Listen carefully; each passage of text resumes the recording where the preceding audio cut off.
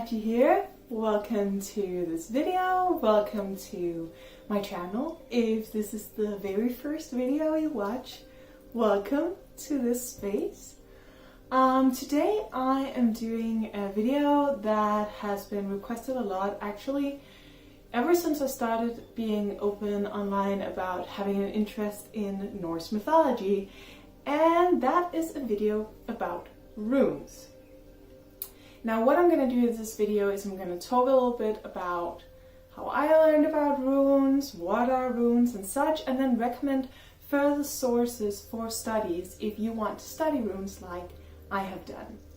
So I don't know how long this video is going to be, you can see that when it's done and uploaded, but I'm going to try to be as thorough as possible but still leave a lot of sources where you can learn more. So I tried to make this an entryway video so you don't have to know anything about runes to watch this. So let's go! So first things first, I thought I would start talking about sort of like what qualifies me to talk about runes, you know.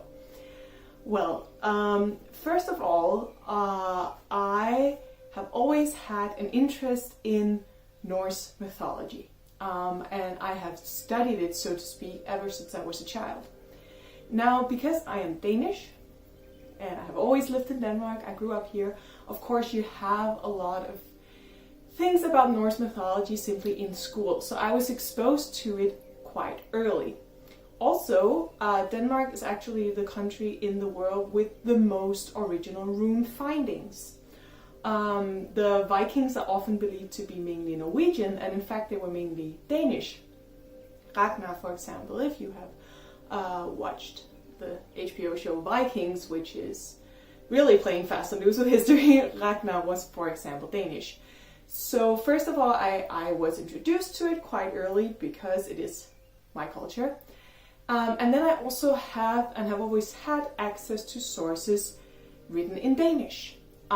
Which are many, you wouldn't say, I guess there are primary sources, but they are of course in Danish as it was written over 1,000 years ago, and some of it makes sense, some of it doesn't, but there are a lot of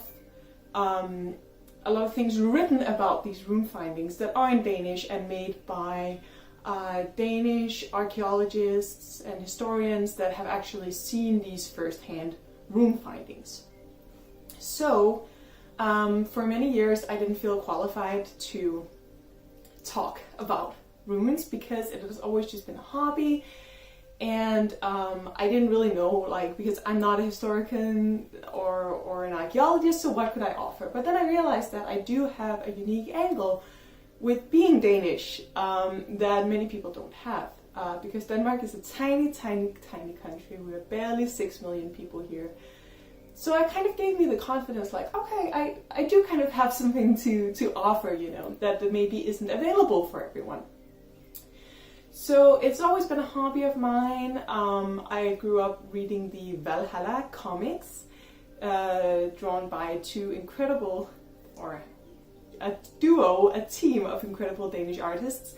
If you're interested in Norse mythology and you want it in a very easy to access way, I really recommend the Valhalla comics.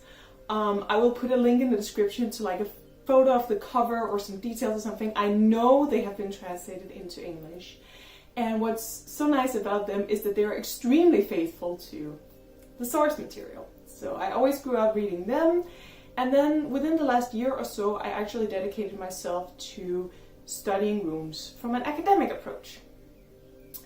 Because I wanted to know, I wanted to learn. So now I feel confident that I can maybe teach you at least the basics about runes. So first of all, let's establish the difference between runes as an alphabet and runes as magical scripture, runes as magic. So rune magic and runes as an alphabet and system of writing should be separated. They all come from Scandinavian culture. I think there are some findings from already about 200, and then they go up to, I mean, they were in use well into the Middle Ages. So it's a Scandinavian system of writing, and that was its primary function. It's a system of writing. It's an alphabet. Recently had a question on Instagram from someone who asked how the runes were pronounced. And I was extremely confused, because that's like asking how is the letter E pronounced? Because that depends, of course, on what language you're speaking. And E is pronounced way differently in Danish than it is in English. And it's the same with the runes. They are just letters. You can letter by letter translate a sentence, and it will make sense written with any of the runic alphabets. It's not like Sindarin, it's not phonetic. You can just replace the letters. Now there are multiple alphabets, and now let's get to some books, because I have two main books that I have studied and that I found really, really good. I've read lots of others, but these are my favorites. So the first ones, and these are not sponsored by the way in any way, I just bought these. First one is Runes, the Icelandic book of Futhak. It's from the Icelandic Magic Company, which is like a small startup. It's really cool. They're actually Icelandic.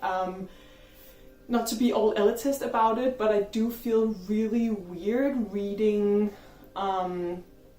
So like this is really like an academic, historical approach to runes, and it sometimes feels a little odd written by, for example, an American. Not that there's anything wrong with that. I love that people outside Scandinavia are interested in our culture, but I feel like if you're doing an academic approach, you usually get it best from people who can understand the original source material without any translations. So these people are actually Icelandic. And this book covers three of the most common runic alphabets, which is the Younger Futhak, the Elder Futhak, and the Icelandic Futhak. So Futhak is the name of the alphabets, and the Elder and the Younger Futhaks are the most used. If you see me use runes, it's usually the Elder Futhak. It's called Futhak because these are the first letters of the alphabet.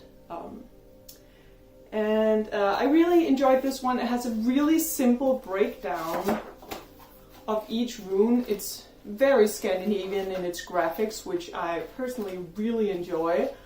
And this is really good because it breaks down both the letter it corresponds to, but also a little bit about its magical meaning.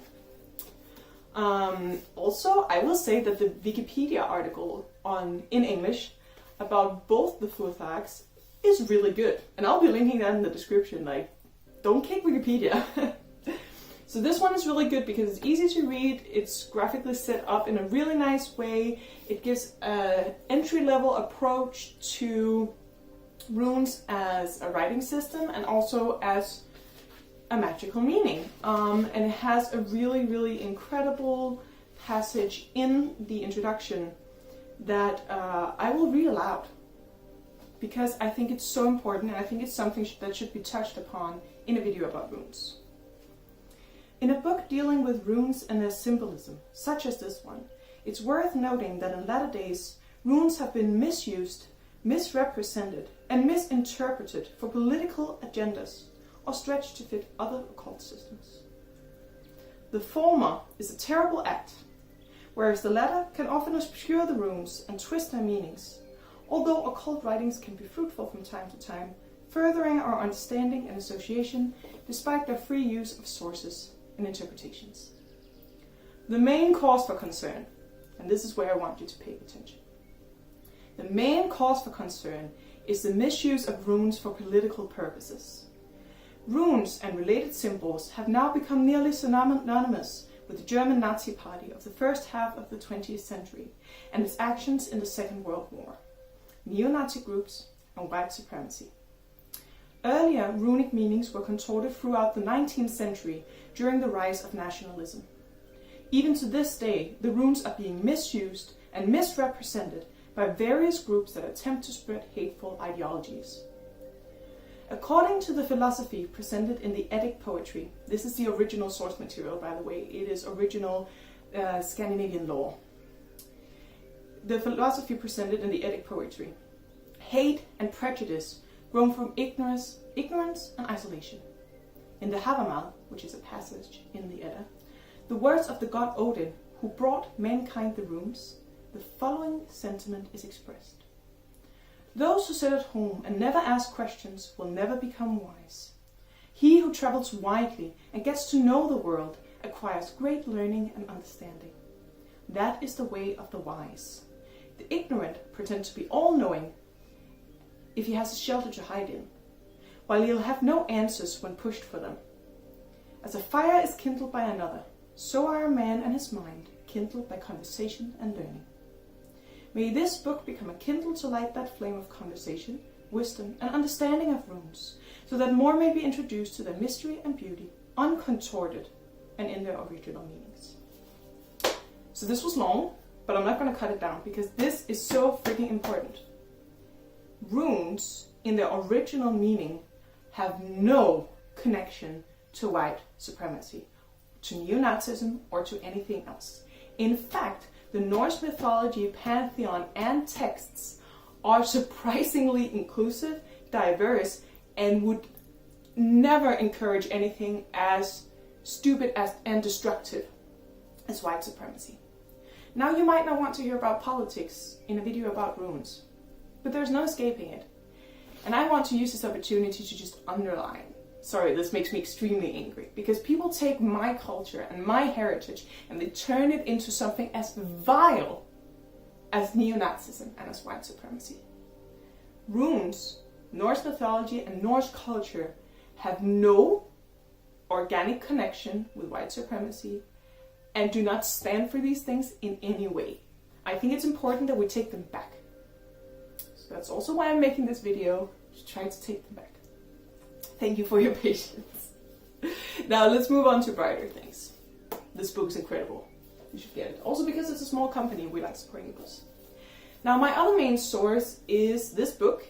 It's written by a prime Danish rune researcher. She's called Lisbeth M. Imer. And this is called Rigets Runer, which translates to Runes of the Realm. It is a university book, actually. But if you read Danish, this one is incredible. It's a really, really exact historical sort of reconstruction of where the runes came from, of all the different findings, of how they're used modernly, everything. This is more of a school book. This is more fun. This does not concern itself with the magic of runes. This does. In combination, I think these give an incredible approach, and I will research and see if I can find this available in English anywhere. So now, let's talk about runes as a writing system versus runes as magic. So the lore behind the magic of runes is that Odin, who is also the god of wisdom, amongst other things, was granted the knowledge of the runes and how to use them for magical purposes. Now, my personal interpretation of this has always been that this is a classic instance of knowing something's true name and how to write it gives you a certain power over that thing. It's a theme that's prevalent in many different belief systems, many different approaches to magic, that sort of knowing something's true name and capturing it gives you a certain power over it. Now, this is not, as I believe, an official theory, but it's been how I interpreted it. So, if you want to use runes as magic, I do that occasionally. For me, it's more about manifesting things. So I have runic tattoos that manifest an intention from me. I have a Feho rune here on my wall in my, we're in my workspace right now, because I want to manifest the wealth that the Feho rune stands for, but it's also wealth that's to be shared. And it's not necessarily monetary wealth, it can be spiritual wealth and fulfillment. So for me, I put that on the wall, not because I believe that will do the job for me, but because I believe that every time I see it, I'll be reminded of my intentions in this room. What do I step into this room to do? And that ties into my personal spirituality, which is very much about manifesting. So nothing will happen to you if you just sit down and do nothing. And I believe that manifesting and putting your intentions out there helps. But of course, just putting the rune on the wall won't help, because actually all it does, it reminds you of your intentions. There are many different approaches to using runes for magical purposes. And with the writing system, we have a lot of first-hand sources on how the writing worked. In Denmark, there are these huge rune stones. Actually, if you have a Danish passport, the biggest one, Jellingstenen, is on the inside. It's quite cool. So we have a lot of sources on that. And there aren't as many sources on how runes were used as magic. All I will say with that is, as with any other spirituality, just use it as you like. Things have the meaning that you hand to them. And I mean, as I said, like, this book is really incredible for a breakdown of the common magical meanings of the runes. But if you want to make up new runes, do it. If the runes make you feel connected to your ancestry in a way that they do for me, use those. There are no rules to spirituality, at least not for me. And this is all a personal video, okay? This is all my personal opinion, obviously. So use runes as you would like. If you use them for writing, it's probably good to follow the official alphabet. But as I said, like, you can just go to Wikipedia, find the Elder Fothak or the Younger Fothak, and copy letter by letter. I feel like there's a lot of mystery around runes, and it's very esoteric knowledge. And it doesn't have to be. I don't want my culture and heritage to be clouded in this mystery that's only for the special and the invited. Like, you're all welcome. The Wikipedia article was great. Read this book, do your thing, you know. It doesn't have to be this, there doesn't have to be this wall with learning, you know. So this became a really long video, as I had expected, and maybe you think it's too much about, I mean, this is not a tutorial, this is just runes, entry to runes, runes 101.